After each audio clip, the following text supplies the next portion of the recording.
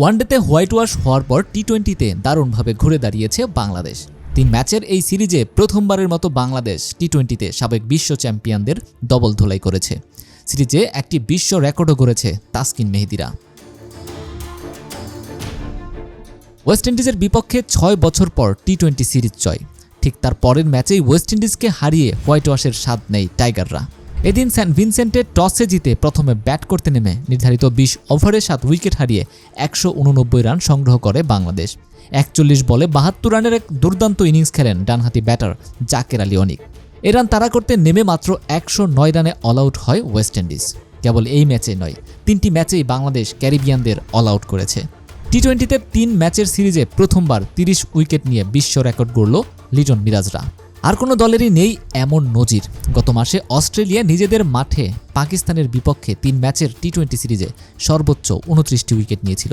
এছাড়া টি-20 সিরিজে 28টি করে উইকেটের নজির রয়েছে 8টি ম্যাচে।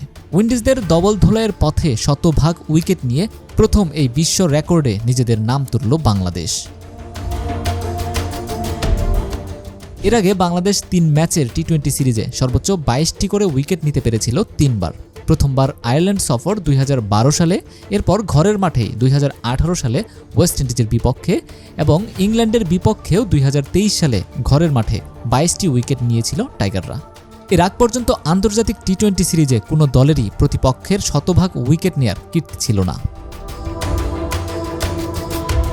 ক্যারিবিয়ানদের বিপক্ষে প্রথমবার 3 টি-20তে জয়ের অন্যতম কৃতিত্ব রয়েছে বাংলাদেশি বোলারদের। এই সিরিজে সর্বোচ্চ উইকেট সংগ্রাহকদের তালিকায়ও টাইগারদের অবস্থান শীর্ষে।